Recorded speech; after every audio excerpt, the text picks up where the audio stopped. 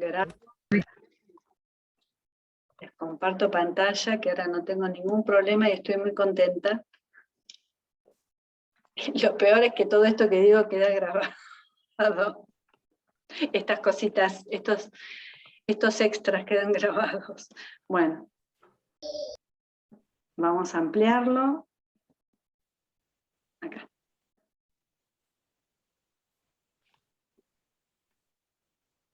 Bien, les decía entonces que hay un primer nivel, no quiero olvidar de cerrarles la idea. Hay un primer nivel que es un nivel descriptivo, ¿sí? Es un nivel en donde vamos reconstruyendo lo que pasa en la institución desde esto, desde lo descriptivo. ¿Por qué? Porque hay un código común, un lenguaje común en donde todos ven lo mismo, ¿sí? No sé, por ejemplo, si estamos observando que hay problemas en la comunicación, ya sea queja, ya sea radio pasillo, ¿sí? Yo lo que hago es describir, pasa esto, ¿sí? Describo el radio pasillo, o describo, ¿no? Digo lo que pasa, o describo, no sé, lo que observo en las paredes, ¿no? Que es otra manera de comunicar lo que no se está pudiendo decir en otros términos, ¿no? Para después de poner en común eso descriptivo, ¿no? Que son los códigos comunes, paso a trabajar el otro nivel que es más profundo, ¿sí? Que es el interpretativo, lo que podría llegar a estar sucediendo, ¿sí? Pero primero tengo que llegar al descriptivo, ¿sí? A lo fenomenológico, que todos los integrantes de la institución vean lo mismo y estén de acuerdo con eso que se ve. Bien. Avanzamos un poco más, entonces les decían esto de las fracturas institucionales, ¿sí? Desde que abrimos este tema, ¿no? La organización institucional se apoya en 3 distribuciones. La distribución temporal, la geográfica y la de roles. En estas distribuciones nos encontramos también con las fracturas institucionales, ¿sí? O sea, cuando hay una perturbación en esas articulaciones a nivel normativo, nos encontramos con la aparición, si acaso, ¿no? Se empieza a configurar y después de un tiempo cristalizar la patología de la institución. Entonces, son de estas 3 características o 3 categorías las fracturas institucionales. Vuelvo a repetir, la geográfica en torno a la espacialidad, la temporal en torno a la secuencia temporal que ocurre o transcurre dentro de la organización institucional, y la del desempeño de roles, ¿no? Con sus correspondientes funciones. Les voy a dar algunos ejemplos, ¿sí? Una fractura de carácter geográfica, como por ejemplo puede ser aquellos que fueron a observar una institución educativa, el ingreso y el egreso por el mismo acceso, ¿no? Una puerta puede llegar a transformarse en una fractura institucional. Si no está bien normatizado el ingreso y el acceso de la población estudiantil, puede ser que en torno a ese aspecto geográfico, una puerta de acceso, se pueda configurar una fractura institucional, ¿no? Se pueda cristalizar luego una patología de orden institucional. Lo mismo pasa con la distribución temporal, ¿sí? ¿No? Si, no sé, por ejemplo, algunos padres o madres llegan tarde al ingreso o a la salida de los chicos, se puede, a partir de allí, ¿no? O sea, hay una norma que dice, a partir de tal hora tienen que retirar a los chicos del colegio, ¿no? Si por X razones padre, madre llegan tarde, se incumple con esa norma y se puede, a partir de allí, configurar una fractura institucional. Y ahí estamos hablando de una fractura de carácter temporal. Y fíjense cómo se pueden llegar a cristalizar muy fuertemente ciertas patologías cuando se combina lo geográfico con lo temporal, ¿sí? Si yo tengo en horario de salida en determinado lugar, que sale primero quinto, o primero, después segundo, después tercero, y se me va trazando, ¿sí? Se combina una fractura geográfica con una fractura temporal. Las fracturas geográficas son mucho más rígidas que las otras son mucho más elásticas, ni hablar la que tiene que ver con la fractura de roles, ¿sí? ¿Se va entendiendo hasta acá? Paso a la fractura institucional referida al desempeño de roles, ¿sí? Es la que comúnmente conocemos como el famoso chivo expiatorio, ¿sí? Es cuando la institución desplaza todos esos mecanismos de defensa hacia una o dos personas, ¿sí? En donde se condensa en esa persona todos esos mecanismos de defensa, ¿no? Y atacan a una persona. La conformación, ¿no?, de esta fractura institucional en torno, ¿no?, a una persona puede ser por las características de personalidad, o puede ser también por la naturaleza del rol que desempeña esa persona. Hay determinados desempeños de roles que son más proclives a que se puedan fracturar, ¿no?, y a que se pueda configurar una patología institucional. ¿Qué sé yo? Por ejemplo, no pensemos en las instituciones educativas, pensemos en una empresa, el jefe de personal, ¿sí? Es un rol en donde fácilmente se depositen allí las broncas, la rabia, la queja, ¿sí? Pero quizás no sea tanto por la persona que lo desempeña, puede ser una combinación, de una persona conjuntamente con el rol que desempeña, ¿no? Pero a veces solamente por la naturaleza de esa función se conforma una fractura institucional.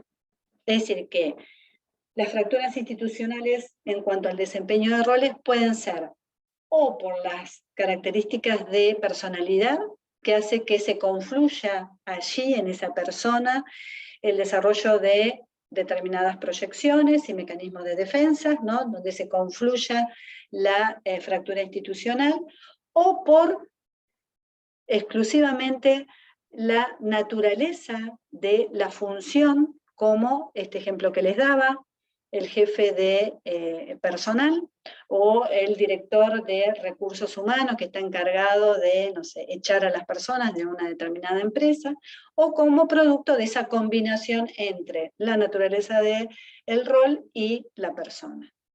¿Sí? Y hay una variante, ¿no?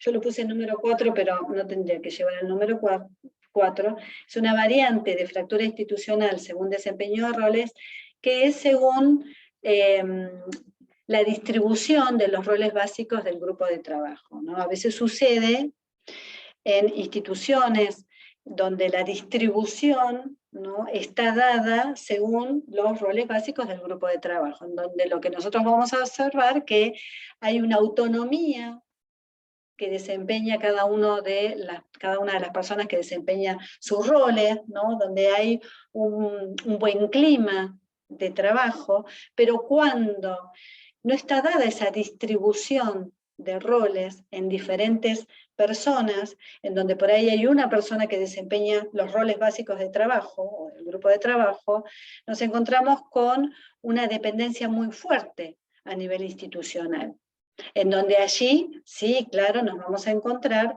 con la posibilidad de que se desarrolle una fractura institucional.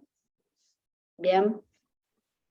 Entonces, ¿sí? ¿Puedo preguntar algo? Sí, bueno, sí, Melissa. Primero que en el chat tiene una consulta que habla sobre, o sea, que le preguntan si le puedo explicar lo temporal nuevamente. Y yo tenía una duda con lo geográfico. Puede ser también, tal vez no tiene nada que ver con una fractura, pero lo consulto, con la infraestructura del establecimiento, cambios, mudanzas, o no tiene nada que ver. No, perfecto. Y es más, me encanta, Melissa, el ejemplo, porque, a ver, puede ser que en la estructura que tenga una institución, cuando se mude y pasa a otra estructura, se empiecen a anclar, ¿no?, si la institución ya venía teniendo algún tipo de dificultad, se puede anclar allí alguna fractura, ¿no? La mudanza en sí misma no es una fractura institucional, pero puede promover la fractura. Es más, les doy un ejemplo de lo que está pasando actualmente, o de lo que estaba pasando hasta no hace muchos meses atrás, que a nivel de instituciones educativas, nosotros cambiamos el territorio, ¿no? En el territorio de la presencialidad, ¿no? El territorio geográfico hacia el territorio de la virtualidad. O sea, la geografía de las instituciones educativas cambiaron.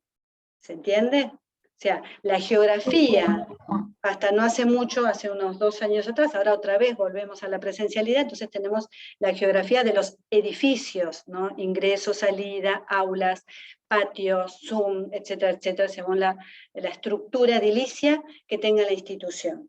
Pero durante muchos meses, más de año y medio, la geografía de las instituciones educativas y también de algunas otras organizaciones institucionales se desplazaron al territorio de la virtualidad, ¿sí? Con lo que conllevó, en algunos casos, algunas fracturas. Y la temporal, había un compañera, no sé, que preguntaba respecto a las fracturas institucionales. Tiene que ver con todo lo que transcurre en la secuencia temporal, ¿no? Si nosotros pensamos en una institución educativa, está muy fragmentada, o fragmentado, este es un término que lo voy a usar más adelante, pero que no tiene que ver con lo que les voy a explicar ahora, ¿no? Está muy fragmentado el tiempo en la institución educativa. Yo no creo que en un momento les explicaba, yo creo que fue en el primero o en el segundo encuentro, cuando hablamos en el segundo encuentro, cuando hablamos de la historia de la psicología educacional, creo. No sé si se los comenté, si se los compartí, pero bueno, en un principio las instituciones educativas, la forma de enseñanza, ¿no? Era muy acotada, eran unos minutitos para hacer ejercicios de matemática, otros minutitos para hacer ejercicios de lógica, 2 minutitos para memorización, o sea, la secuencia temporal era muy acotada. Hoy en día tenemos otro tipo de módulos, ¿sí? Qué sé yo, Facultad de Psicología tenemos módulos de 1 hora y media. Facultad de Arquitectura tiene módulos de 4 o 5 horas cuando son las presentaciones en talleres. Les doy cualquier ejemplo. Primaria, secundaria, ¿no? Tenemos 40 minutos de clase. O sea, la secuencia de la temporalidad en el día a día, ¿no? Está muy visible, se sabe lo que se tiene que hacer de hora a hora. Tenemos la hora de matemática, después tenemos prácticas de lenguaje, después tenemos educación física, después tenemos el recreo, etcétera, etcétera, etcétera. Cuando algo de esto no se cumple, se incumple, porque es bien normativo, puede ser que alrededor de ese incumplimiento se empiece a desarrollar algún tipo de fractura, ¿no? Se configure, ¿no?, la fractura institucional. Profesora, vuelvo a interrumpirla, perdón. Es que No, está bien, está perfecto. Cuando habla de temporalidad, bueno, comprendí el ejemplo que dio, pero yo lo relacioné con otra cosa. Yo cursé, por ejemplo, el polimodal, y eso, o sea, eran 3 años, o sea, un tiempo de por norma. Luego eso cambió. Por ejemplo, eso sería una fractura institucional, temporal, en otro sentido, en otro contexto lo digo, pero no sé, lo pensaba así antes de que usted diera el ejemplo. No, lo que pasó ahí está perfecto, Melissa, está perfecto. A ver, yo di el ejemplo, porque nuestra institución, nuestro sistema educativo, una de las características fuertes que tiene es la secuencia temporal. Vos diste otro ejemplo de secuencia temporal y me superaste en el ejemplo. Primaria, secundaria, ¿sí?, que marcan las trayectorias educativas teóricas, ya lo vamos a ver más adelante, pero me gusta decírselos, ¿no? O sea, lo que se debe hacer, ¿no? En algún momento en la década del 90 que cambia el formato de esa secuencia, que pasamos de primaria a secundaria a primer ciclo, segundo ciclo, tercer ciclo, y ayúdame, Melissa, me dijiste el polimodal. El polimodal. Se me hizo laguna. Y el polimodal, exactamente. En algún momento, y ahí sí se vio se vio en algunas instituciones educativas fracturas institucionales de carácter temporal porque tenían que convivir el viejo sistema, primaria y secundaria, con tercer ciclo, polimodal, secundaria del viejo sistema. Y ni hablar cuando pasamos, que esto es a lo que vos haces referencia, Melissa, a el nuevo sistema, porque el sistema del polimodal era con la Ley de Educación Federal, o la Ley Federal de Educación. Y con el sistema que vino de la mano con el cambio de ley, con la Ley de Educación Nacional, pasó a ser otra vez primaria y secundaria, pero no ya con 7 años de primaria y 5 de secundaria, como en el viejo sistema, como en el primer sistema, sino como con 6 años de primaria y 6 de secundaria, ¿sí? Y allí también lo que se vio, ¿no?, en esta convivencia de las dos secuencias temporales de trayectorias educativas teóricas, ¿no?, que en algunas instituciones educativas, no todas, se produjeron fracturas institucionales, ¿sí? O sea, cómo hacer convivir estas dos trayectorias, ¿sí?, según los sistemas educativos, con chicos, ¿no?, en qué momento los recreos de los más grandes con los más chicos, ¿no?, empezaron a verse ese tipo de cuestiones. ¿Se entendió? Sí, perfecto, gracias. Bien. También es interesante lo que pusieron en el chat, porque hablaron del cambio que tuvimos en la facultad también, del Sí. plan 89-2010, de verdad. Tal cual. Exactamente. De hecho, o sea, ustedes hagan los análisis correspondientes, tienen mucho material, ¿no?, con nuestra propia institución, tienen mucho material para poder hacer lectura institucional. O sea, ¿qué pasó en el cambio del 89 al 2010? Hubo un plan de transición. ¿Cómo se llevó a cabo el plan? Se llamaba así. ¿Cómo se llevó a cabo ese plan de transición, ¿no? ¿Se dio excepcionalidades a la norma? Sí. ¿Se fueron cumpliendo? ¿Cómo se fueron cumpliendo? O sea, tienen mucho material, ¿no? Hubo chivos expiatorios a partir de este cambio de plan, ¿no? Pueden hacer todas las lecturas que ustedes consideren. Hagan ese ejercicio. Pero, a ver, acá lo interesante es cómo se van dando cuenta, cómo estos elementos conceptuales los ayudan a leer estas realidades en los diferentes niveles de educación, primario, secundario, como van trayendo de nivel superior, como es en nuestra propia unidad académica. ¿Alguna otra pregunta, comentario?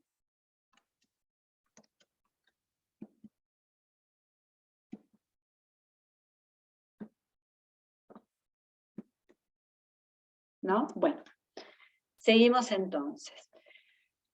Como síntesis de esto que venimos hablando, digo como síntesis en este momento, porque a partir de la próxima semana y en dos encuentros sucesivos, vamos a seguir trabajando con este marco teórico, que es el marco teórico psicodinámico, con otros autores. Hoy hicimos mucho énfasis, y en el encuentro pasado también, en Fernando Ulloa, pero nos vamos a meter más con el análisis institucional de la mano de Ida Butelman, ¿sí? Pero por eso digo, como síntesis en este momento, respecto al análisis institucional, ya lo vamos a ir profundizando en encuentros sucesivos, vamos a decir que hay un primer momento que les explicaba hace un ratito que tiene que ver con indagar el sentido del síntoma, ¿sí? En darnos cuenta rápidamente que acá hay tensión institucional. Hay un síntoma que me está diciendo algo de lo que le sucede a la institución, ¿no? Es lo manifiesto, es lo sintomático, es lo que se puede ver, es lo que se puede escuchar, y a partir de allí, descriptivamente, comenzar a hacer una lectura y un abordaje, en donde tenemos que reconocer los dos niveles de ese conflicto, de eso que se pone como manifiesto, ¿no? El nivel latente, el nivel manifiesto, que es esto que les decía, la tensión sintomática a nivel institucional, y los puntos fracturados como los puntos latentes de la institución, allí donde se proyectan esos aspectos fragmentados del self de los integrantes de una institución. Para ello, para poder leerlo, me voy a situar en algo que compartió hace un ratito como una experiencia de su trabajo en una institución educativa, es en la distancia perceptual, ¿no? La distancia perceptual es un elemento, sí es un elemento conceptual, pero es un elemento instrumental. Tenemos que tener distancia instrumental adecuada, óptima, como dice Blecher, para poder hacer una lectura de lo que le está pasando al objeto institucional. La distancia perceptual nos permite eso, pensar en palabras específicas, es decir, hacer una lectura a partir de un determinado marco teórico, que se remita ese marco teórico, que remita, mejor dicho, ese marco teórico a el proceso institucional. ¿Sí? ¿Qué pasa si no logramos esa distancia perceptual óptima? Dos cosas.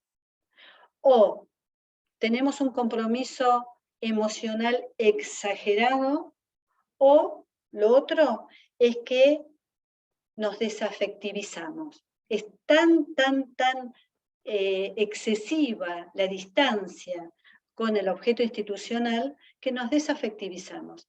Y lo esperable es que tengamos un cierto o un grado de sensibilidad que nos permita ni un exceso ni un alejamiento, ni un exceso emocional ni un alejamiento emocional. O sea, una sensibilidad adecuada que nos permita leer desde un marco teórico qué es lo que está sucediendo.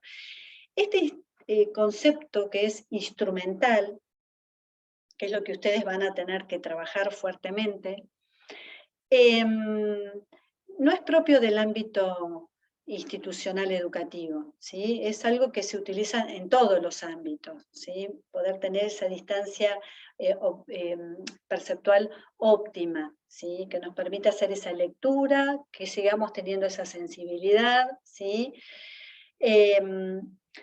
Porque si nosotros perdemos desde el compromiso emocional exagerado, lo que va a suceder es que vamos a empezar a, en nuestra lectura, distorsionar la realidad, ¿no? Vamos a llevar a cabo una serie de percepciones del objeto de manera distorsionada. ¿Distorsionada en base a qué? A nuestros propios juicios.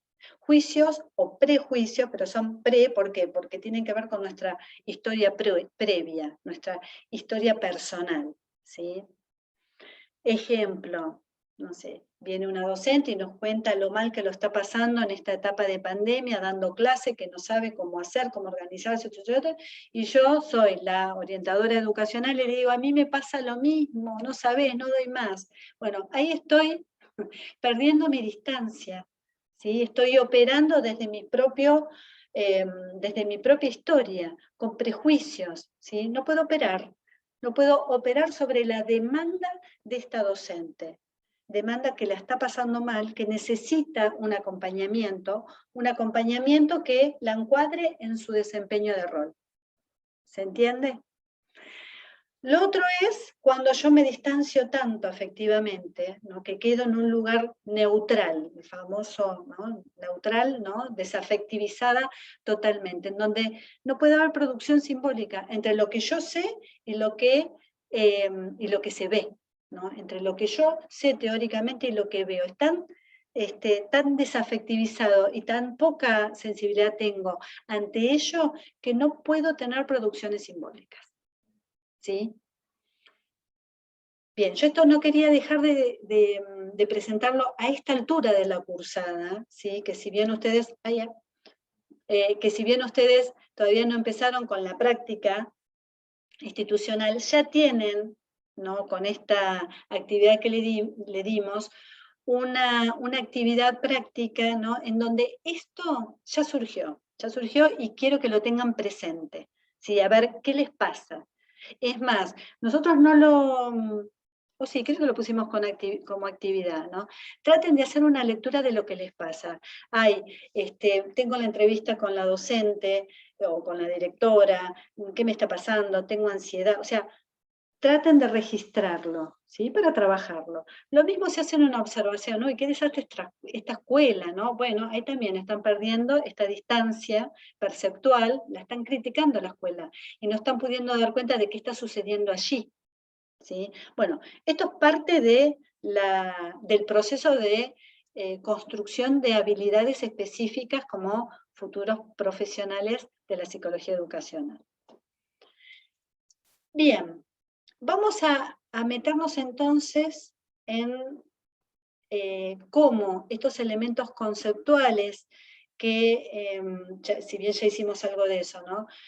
Tienen que ver con elementos conceptuales para leer cualquier organización institucional, nos va a servir para leer a nuestra institución educación, ¿sí? O institución educativa.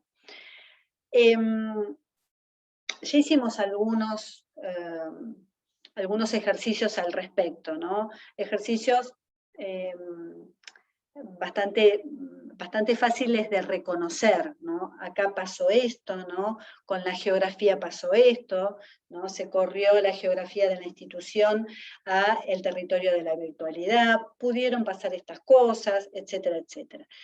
O sea, fueron lo que hicimos, ¿no? Ejemplos superficiales, ejemplos bastante obvios, ¿no? Para poder entender algunas cuestiones, pero para poder entenderlas con mayor profundidad a los fenómenos y a las dinámicas que ocurren hacia el interior de las instituciones educativas, tenemos que leerlos desde la propia historia de la escuela, desde la historia de la escuela, desde la historia de la escuela, para justamente algo que ya les dije en encuentros anteriores, poner al servicio todos estos elementos conceptuales, ¿no? Al servicio de la lectura comprensiva y posteriormente de intervención, para realmente producir procesos de cambio en la misma, si acaso es necesario. Y para eso es necesario justamente los procedimientos de ajuste, que ya se los he mencionado anteriormente. O sea, para todos estos elementos conceptuales que surgen de las prácticas institucionales o de las teorizaciones de esas prácticas, para que todos estos elementos puedan ser utilizables en el ámbito educativo, si bien son de carácter institucional, tenemos que también hacer procedimientos de ajustes teniendo en cuenta las características de la institución educativa. Y para poder hacer eso tenemos que hacer un recorrido de conceptos o de elementos básicos que se han puesto en el tapete, que se han discutido en la historia de la escuela. Y esos elementos tienen que ver con un momento fundacional, pero con un momento fundacional que tiene que ver con el siglo XIX, no cualquier elemento fundacional, porque estamos hablando de educación desde hace muchos siglos antes del siglo XIX. Estamos hablando del momento, avísenme cuando falte un minuto, ¿eh? ¿Falta? Sí. Estamos hablando de un momento... ¿Cómo? Yo lo miro y no figura, o sea, otras veces no sé si porque está, no está figurando. No, perfecto, entonces nos falta, por lo menos nos falta bastante, entonces. Gracias.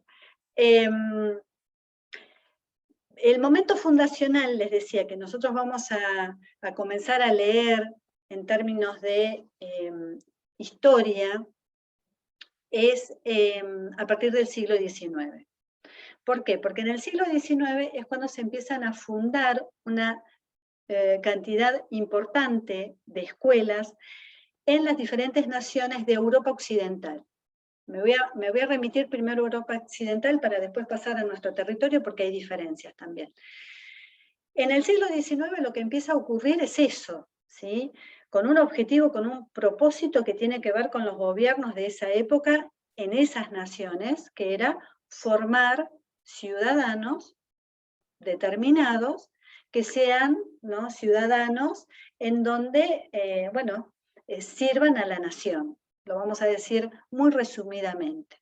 En donde donde la idea, acá nos faltan 10 minutos, donde la idea de institución educativa tenía que ver con una idea de fortaleza de la civilización, es decir, en la escuela se forman las personas que van a formar las naciones y dirigir a las naciones. ¿Sí? Es una idea muy fuerte de escuela, en donde la lógica del encierro es la que es en la que se apoya la formación dentro de las escuelas. O sea, lo que ocurre allí adentro no sale de allí, pero es sumamente importante porque es la lógica del encierro, es la lógica de la fortaleza de la civilización. Allí adentro es en donde se van a formar las personas, futuros ciudadanos que van a conducir a las naciones. En el siglo XIX, en Europa Occidental, cuando se van conformando los diferentes sistemas educativos, en especial en Francia, en Inglaterra, en Alemania también, esos sistemas educativos ya eran fragmentados desde el inicio. ¿Por qué? Porque se forman, o se crean, mejor dicho, escuelas para las élites y escuelas para la clase obrera. O sea, ya desde el principio el sistema educativo en esas naciones nacieron siendo fragmentadas, sistemas fragmentados, ¿sí? En donde se trataba de mantener esa diferencia entre las distintas clases sociales. En la Argentina eso no pasó. En la Argentina, cuando se crea la ley de educación común, allá por el año 1884, lo que ocurrió es que se crearon escuelas, como dice el nombre de la ley, escuelas comunes, para todos los chicos y chicas entre los 6 y los 14 años, era obligatorio asistir a las instituciones educativas. Y lo que se impartía allí era igual para todos y para todas. Es decir, en un inicio, nuestras escuelas, o mejor dicho, nuestro sistema educativo, era un sistema educativo igualitario, ¿no? A todos y a todas se les daba lo mismo. No había diferencia. Lo que sucedió después fue que como consecuencia del egreso de determinadas personas, ¿no? Se dio la fragmentación, o se dio la diferenciación de poder realizar determinados escalones o ascensos sociales, ¿no? Como resultado de esa experiencia escolar, las personas que habían pasado por la escolarización podían ascender socialmente. Allí sí se dio un proceso de diferenciación, pero no dentro del sistema educativo. El sistema educativo argentino en sus orígenes brindaba accesibilidad para todos los niños por ley, ¿no? Por ley, entre los 6 y los 14 años, en donde el Estado se hacía cargo, ¿no? Tanto de la formación de los maestros, tanto de la, por supuesto, construcción de los edificios, ¿sí? O sea, se hacía cargo de todo ello. En un principio, a mí esto me parece, ¿no? Las marcas del origen, ¿no? Del sistema educativo me parecen fundamentales saberlas, ¿no? Y tenerlas siempre tan presentes al momento de hacer una lectura, por eso una lectura comprensiva de lo que pasa en las instituciones educativas, por eso, ¿no? Cuando ahora se los comente me parece hasta mágico, ¿no? En las marcas de su origen, ¿no? Lo que empezó a suceder desde el 1884 en adelante, ¿no? Unas décadas siguientes, es que fue muy difícil que ingresaran los niños y adolescentes, ¿no? Las personas entre 6 y 14 años a las instituciones educativas. Al Estado le costó muchísimo convencer a las familias o ya a los jóvenes, ¿no? Que todavía no habían ingresado a las escuelas, que ingresaran a las mismas. Usó diferentes métodos el Estado para que se produjera ese ingreso a las instituciones educativas. En un principio fue por cohesión, ¿sí? Es decir, se conformó la figura del inspector, tal como existen ahora. ¿Para qué? Para que utilizaran un sistema, ya sea evaluativo, por exámenes, ya sea por asistencia, para que las personas sí o sí asistieran a las instituciones educativas. Después empezaron a surgir otros sistemas más atractivos para las familias, ¿no? Se empezaron a construir edificios mucho más modernos, se empezó a capacitar a los docentes en diferentes metodologías, ¿no? Para que sean más didácticos, entre comillas. Lo mismo pasó con los contenidos, con los saberes, ¿no? Trataron de que sean saberes más apropiados para las personas que concurrían a las instituciones educativas, ¿no? Empezaron a utilizarse otro tipo de métodos, pero en un principio fueron de carácter, como les decía recién, de coerción, ¿sí? También lo que sucedió en un inicio, al igual que ahora, es que para esa época, estamos hablando de 1884, ¿no? Ustedes imagínense, 1800, piensan, ¿no? 1887, epidemia de cólera, no muy distante a esto, epidemia de cólera. Había que convencer a los papás, a las familias, que era importante que los chicos asistieran a clase, y había epidemia de cólera, y de un montón de otras enfermedades, viruela, sarampión, fiebre amarilla, ¿sí? Muchísimas otras enfermedades. Bueno, había que convencer a los padres que los chicos, que sus hijos asistieran. ¿Cómo los podíamos convencer? ¿Cómo se podían, mejor dicho, convencer? Al igual que ahora. ¿Qué fue lo que se creó? Y un cuerpo de médicos para que en las diferentes escuelas que estaban abiertas se llevara a cabo una serie de principios higienicistas, más o menos como ahora. Y ese no era el único impedimento para que los chicos asistieran a la escuela. También otro de los impedimentos era una cuestión económica. En esa época era muy común que los chicos trabajaran. Entonces, si los chicos iban a la escuela, la jornada laboral de esos chicos se reducía. Y eso significaba para las familias detrimento económico. Eso un poco se empezó a frenar a partir de una de las leyes, en 1907, una de las leyes en donde se empezó a prohibir el trabajo infantil. O sea, todos los chicos menores de 10 años tenían prohibido trabajar, o mayores de 10 años que todavía no hayan, o no hubieran, mejor dicho, culminado sus estudios obligatorios. ¿Sí? De ahí un poco se empezó a trabajar sobre la erradicación del trabajo infantil. Porque lo que se quería hacer era crear el hábito de la asistencia, ¿sí? A medida que fue pasando el tiempo, se fueron incluyendo más niños, más niñas a las instituciones educativas, se fue logrando la asistencialidad, ¿sí? Y les voy a leer algunos censos que se dieron allá por el año 1914, porque costó Profesora, muchísimo, ¿no?